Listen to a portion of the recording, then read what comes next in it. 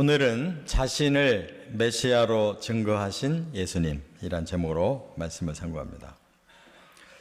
유대인들은 2차 세계대전 이후부터 6월절이 되면 아니 마민이라는 노래를 부른다고 그래요. 아니 마민이라는 뜻은 히브리어로 나는 믿는다 이런 뜻인데, 이 노래가 독일의 아우슈비츠 수용소에서 만들어졌다고 합니다. 600만 명이 만에 그 유대인들이 학살을 당할 때 그 고통과 괴로움을 견디기 위해서 만들어진 노래인데, 이 노래가 그때부터 이제 6월절이 그들에게는 해방의 날이잖아요. 구원받은 날. 그래서 그 기념으로 이 노래를 부른다 그러는데, 내용은 나는 믿는다. 나의 메시아가 나를 돕기 위해 반드시 나를 찾아오리라는 사실을. 이게 가사라고 그래요.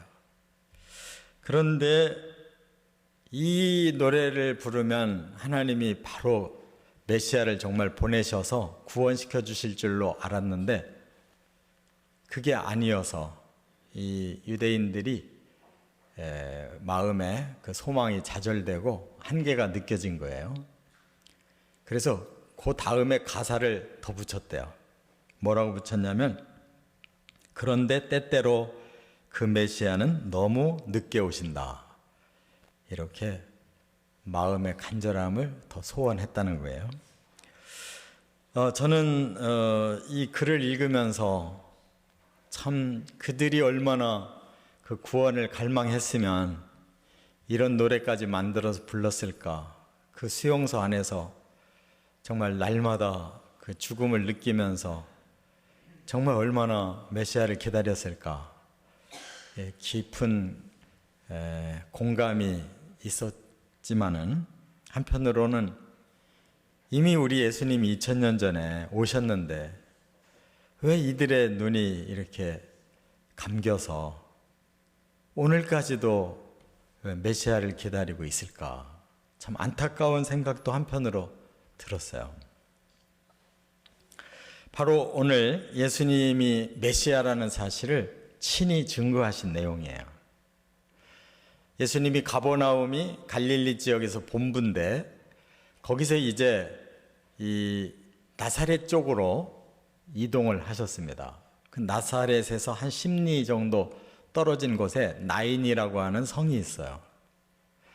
이곳에 이제 전도차 순회를 하셨는데, 들어가시는 길에 너무나 가슴 아픈 광경을 보신 거예요. 그것은 성에서 상여가 나오고 있는 겁니다. 그래서 죽은 사람 메고 이제 사람들이 쭉 따라서 나올 때 그 상여를 보고 예수님이 너무 마음이 아프셨어요. 왜냐하면 그 망자는 총각이고 청년이고, 그 뒤를 따르는 그 가족은 오직 그 어머니 과부 한 사람만 따라오는 거예요. 다시 말하면 그 집에 독자 하나밖에 남지 않은 독자가 죽은 거예요. 그때 예수님의 마음이 얼마나 안타까웠는지 여기 긍휼히 여기셨다 하는 말씀이 나와요. 그래서 예수님께서 그 상여를 세워놓고 그 자리에서 청년을 살려주셨습니다. 이 기적이 단순히 예수님이 그 청년과 그 과부 어머니가 불쌍해서만 살리신 게 아니에요. 여기에는 아주 놀라운 깊은 뜻이 계시는데, 그게 바로 예수님이 모든 인류를 살리시고자 이 땅에 오신 메시아라는 것을 증거하는 거예요. 그래서 여기에서는 다른 말씀이 없이 이제 이것으로 딱 끝이 납니다. 그런데 반전의 사건이 일어나요. 바로 세례 요한이 감옥에서 두 제자를 파송해서 예수님께 보냈는데 예수님께 그들이 와서 하는 질문이 당신이 오실 메시아가 맞습니까? 아니면 우리가 다른 메시아 기다려야 됩니까? 이런 질문을 예수님께 한 거예요. 그때 이제 예수님께서 그들에게 내가 지금 하고 있는 사역들을 그대로 가서 얘기해라 그랬습니다.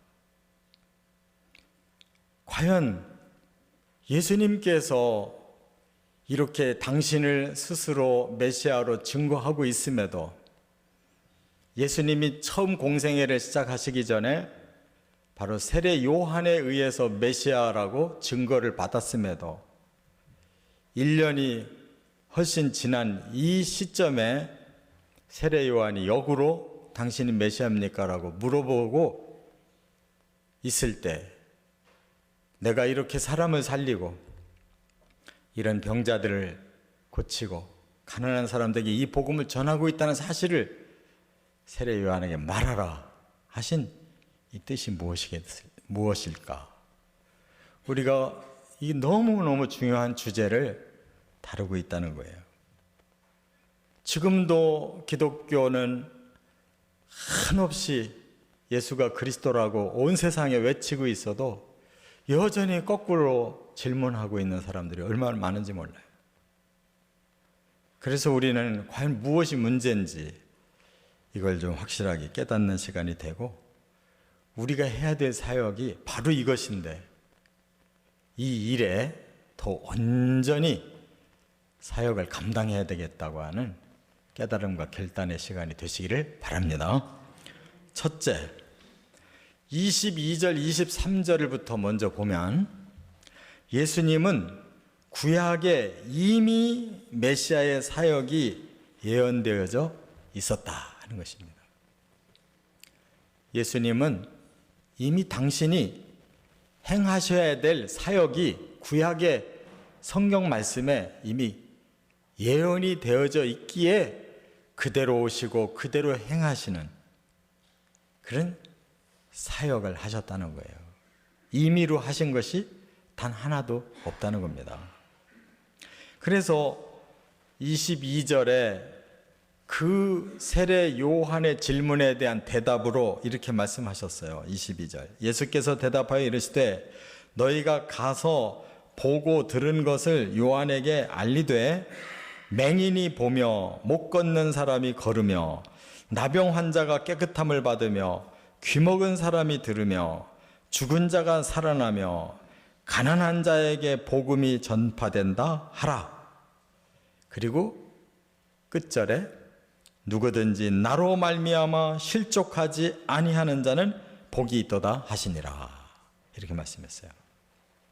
자, 그러면 지금 예수님이 하고 계시는 사역을 이렇게 몇 가지를 예수님이 쭉 나열을 하셨는데 여기에서 그 나열한 내용이 6가지가 있어요. 그러면 이 내용을 왜 세례 요한에게 가서 말하라고 했을까?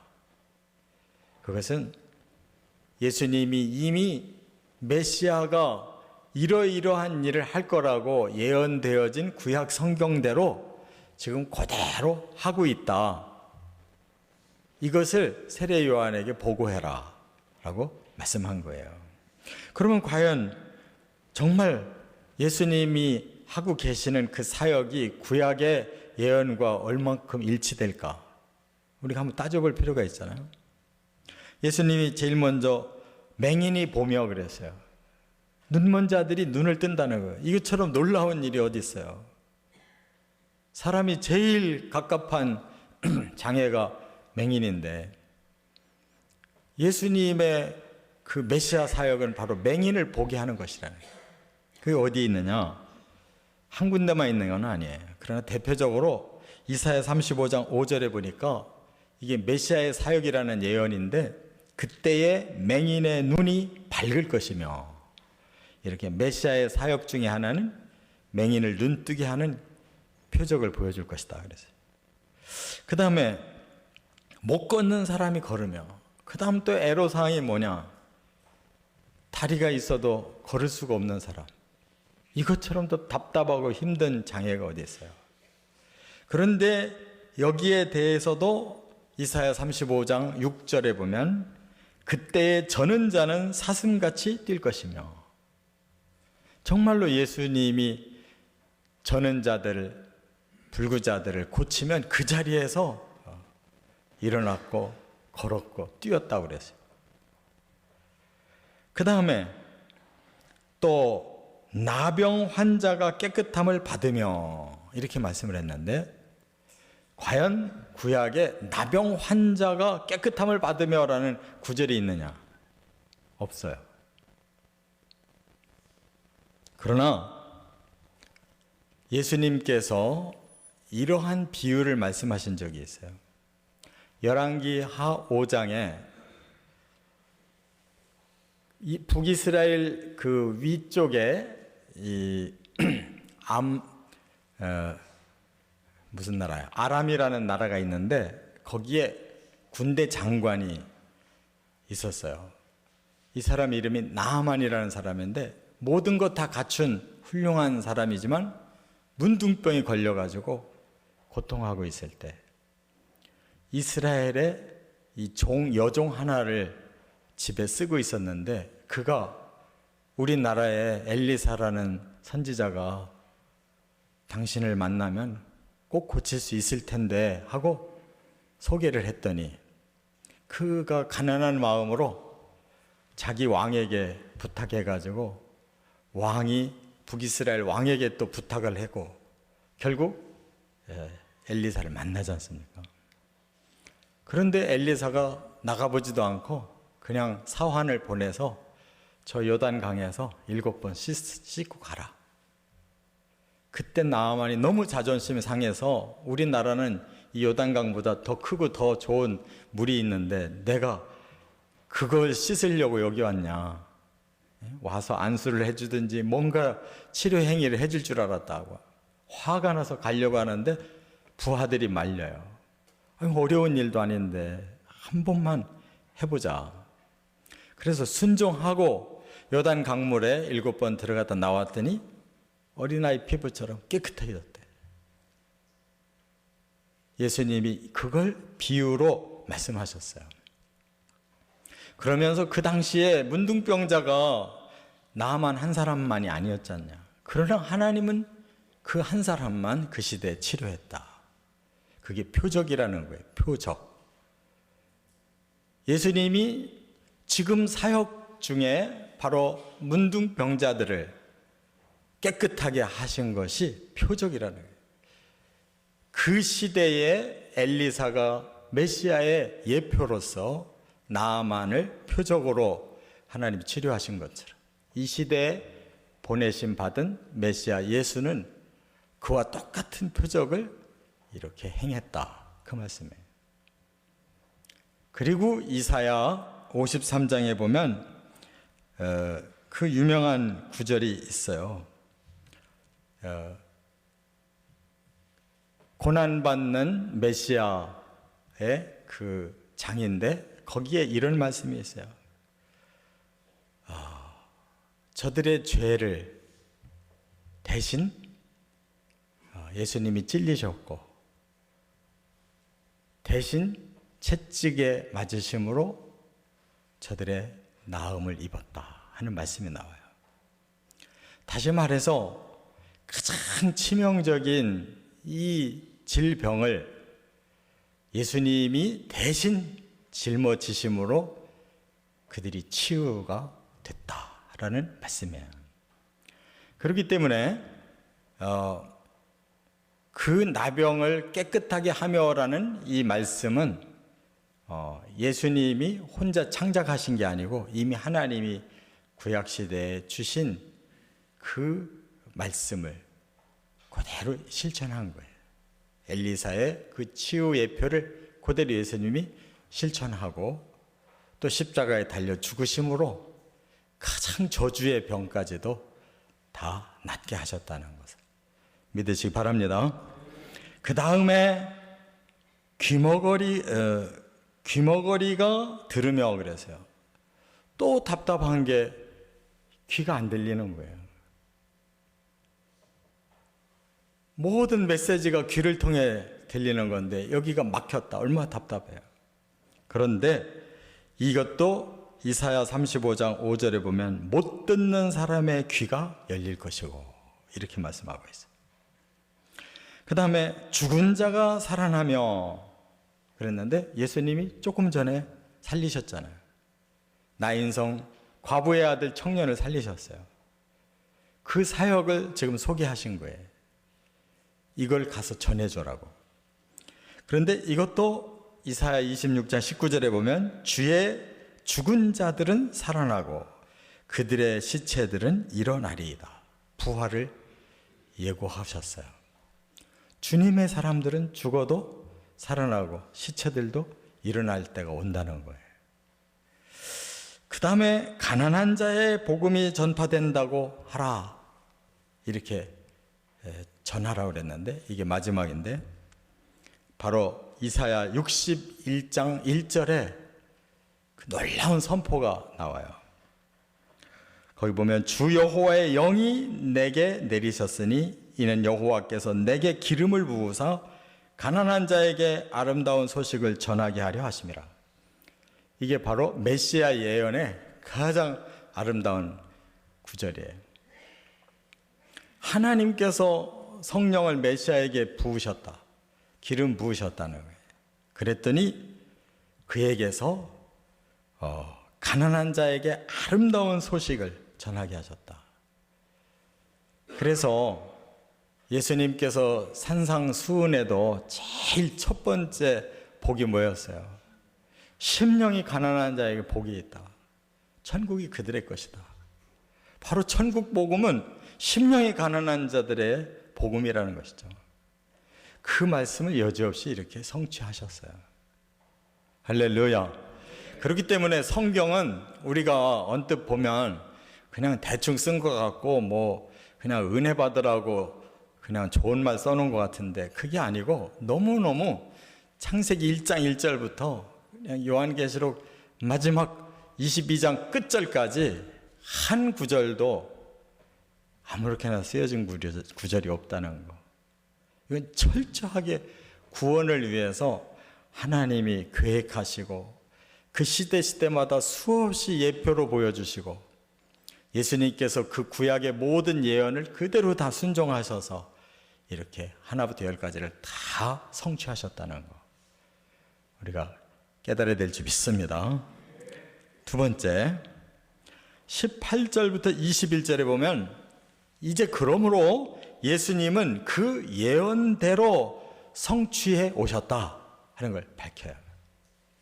구약에 이미 예수님이 해야 될 그 사역이 예언되어져 있고 예수님이 공생애를 시작하면서 1년이 넘도록 지금까지 하신 일이 뭐냐? 그 예언을 성취하는 일을 하셨다는 거예요. 그래서 지금 오늘 그 청년까지 살리는 이 메시아 사역을 지금 성취하셨다. 그 뜻이에요.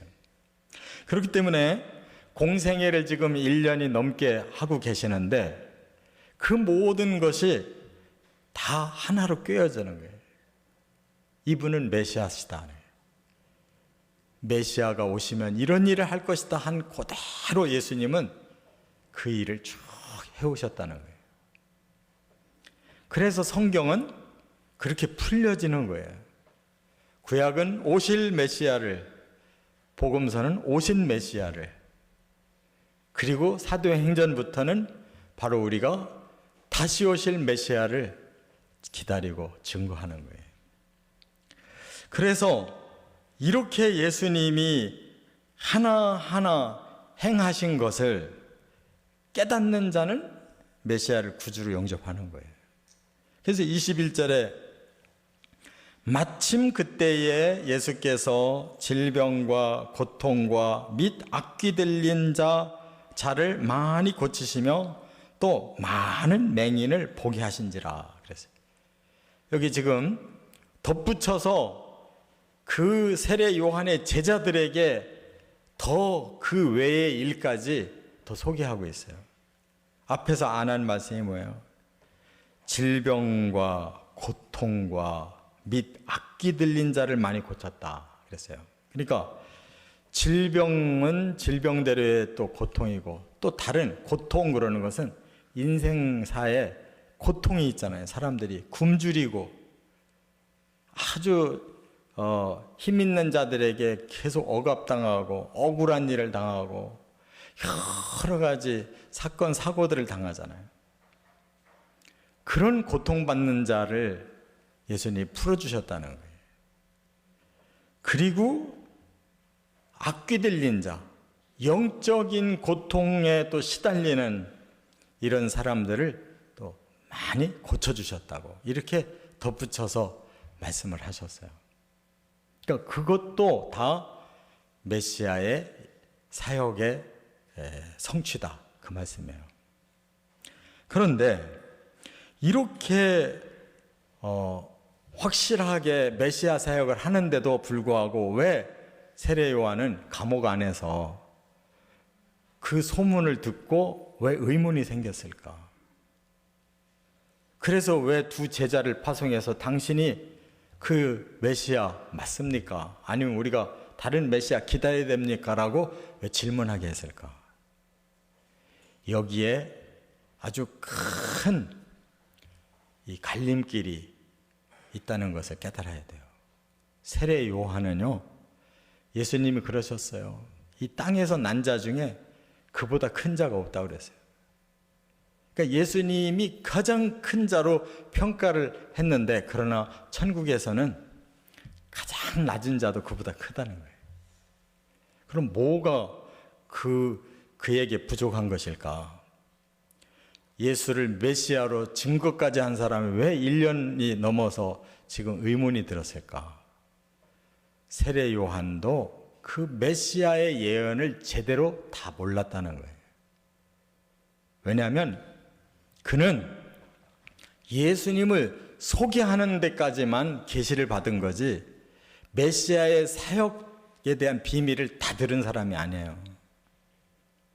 그래서 그는 구약시대에 알고 있던 메시아론밖에 몰랐던 거예요.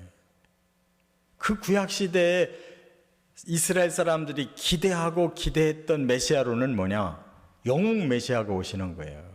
영광의 메시아가 오시면 모든 악한 나라들 다 쳐부시고 악한 권세자들을 다 심판하고 예수님이 친히 새로운 나라를 세우고 거기에 왕이 되셔서 가장 의로운 통치자가 될 거다. 이게 바로 구약의 메시아론이었어요. 그 말은 구약 성경을 제대로 못 풀고 있었다는 거예요. 근데 예수님이 오셔서 왜 그런 행위를 안 하냐 그 말에. 왜 바로 혁명을 안 일으키시느냐.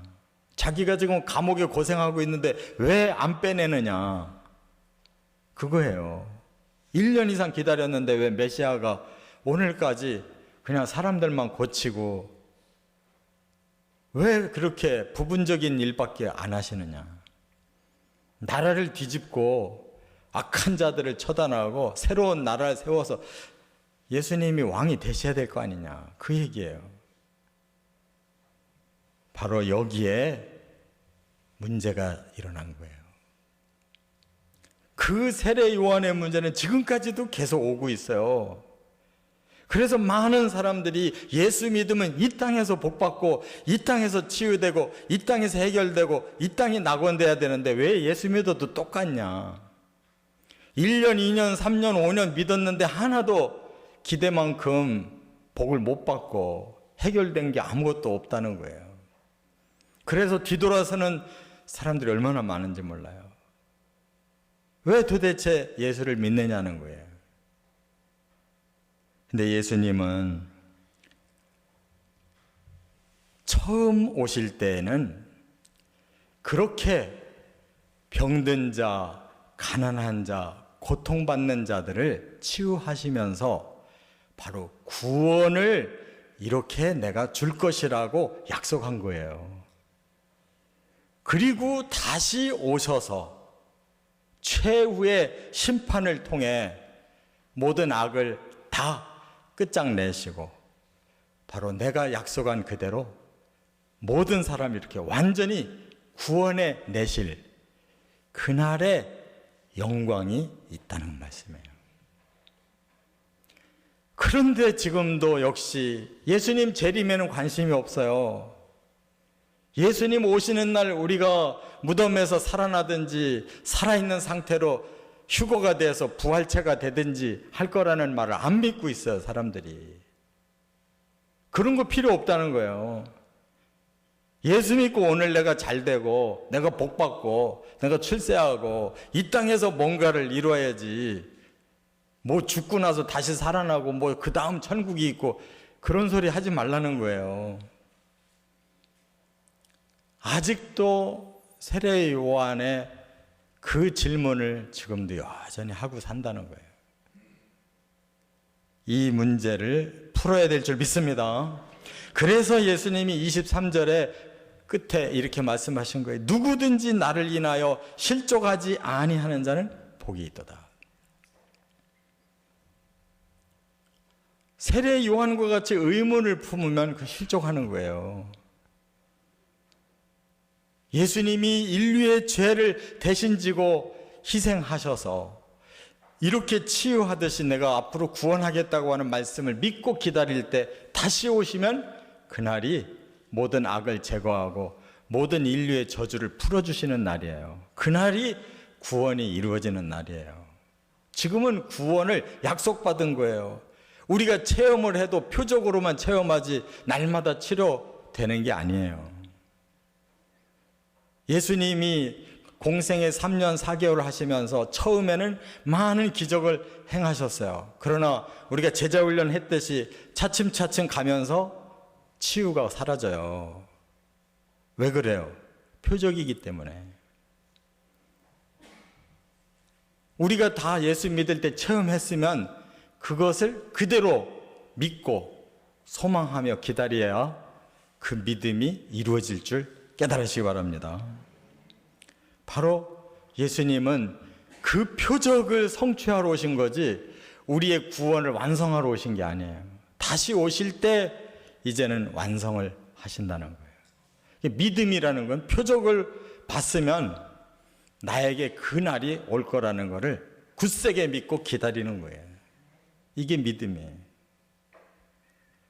끝으로 세 번째, 11절부터 17절에 그래서 예수님은 결정적으로 과부의 아들을 살리셨다는 거예요. 그게 뭐예요? 부활의 표적을 보여주신 거예요. 최고의 표적을 오늘 이 본문에서 보여주신 거예요. 13절에 보니까 주께서 과부를 보시고 불쌍히 여기사 울지 말라 하시고 가까이 가서 그 관에 손을 대시니 맨 자들이 서는지라 예수께서 이르시되 청년아 내가 네게 말하노니 일어나라 하시매 죽었던 자가 일어나 앉고 말도 하거늘 예수께서 그를 어머니에게 주시니 그랬어요. 정말 그 집은 그날 구원을 체험했잖아요. 그 독자 아들이 뭔 병에 걸렸는지 그렇게 죽어서 상여가 나가고 있는 중에 예수를 만났더니 예수님이 너무 불쌍해서 청년도 살리고 그 어머니에게 그 아들을 다시 돌려주는 이 기쁨을 누리게 하셨어요. 그러나 이것이 부활 자체가 아니에요. 표적일 뿐이에요. 이들이 언젠가 또 죽었어요. 부활이라는 건 한 번 살아나면 죽지 않는 것이 부활이에요. 부활의 첫 열매는 아직 예수님 한 분밖에 없어요. 할렐루야. 한 번 살아나시고 안 죽은 그 예수님처럼 우리가 되는 것이 부활이라 이 말이에요. 그렇기 때문에 예수님이 왜 이 표적을 주셨을까? 우리 모든 인류를 구원하는데 이거보다 더 확실한 약속은 없어요. 바로 우리 인류도 청년과 그 과부처럼 불쌍한 존재들이에요. 그래서 예수님은 이 인류 전체를 구원하고 싶어 하시기 때문에 지금까지 기다리고 계시는 거예요.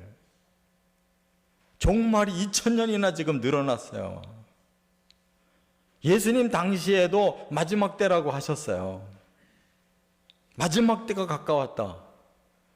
그런데 그 마지막 때가 가까웠는데 2000년이나 지금 지나왔어요. 왜? 그 불쌍한 영혼들을 더 많이 구원하시려고. 그래서 우리가 이 기회를 얻은 줄을 믿으시 바랍니다. 근데 우리까지 기회를 얻었는데 우리 자식도 얻어야 되잖아요. 이 또 손자, 손녀도 낳는데 그들도 얻어야 되잖아요.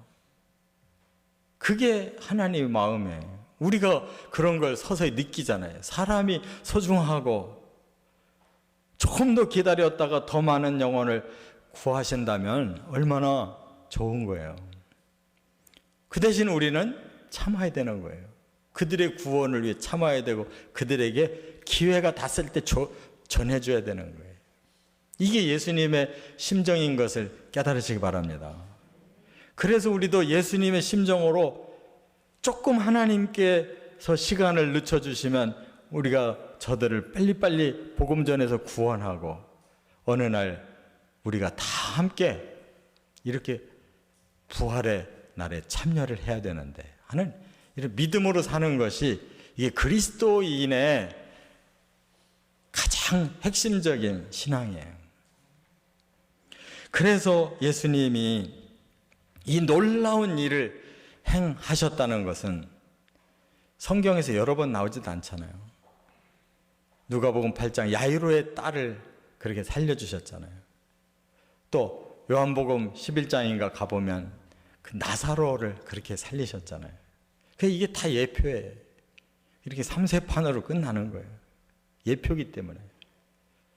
능력이 없으신 게 아니잖아요. 이걸 믿고 기다리라는 거예요.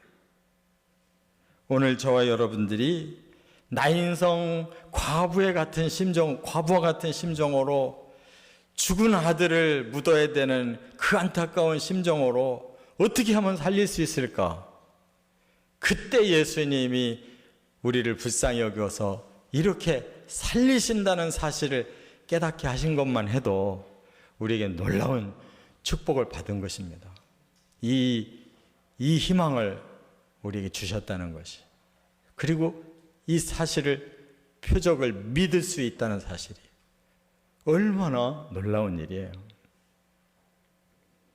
그래서 우리는 예수님과 같이 다시 살아날 그날을 바라보고 되도록 한 사람이라도 더 우리 손으로 붙잡고 그들을 끌어올리려고 사명을 가지고 사는 거예요. 뭐 조금 더 잘 먹고 덜 먹고 뭐 조금 더 좋은 거 누리고 안 누리는 게 문제가 아니고 그날에 부활할 수 있느냐가 관건이잖아요. 바로 예수님과 같은 그 메시아의 사역에 우리도 함께 동참해서 이 놀라운 기쁨을 누리는 그날까지 충성스럽게 사명 감당해 내시기를 주의 이름으로 축원합니다.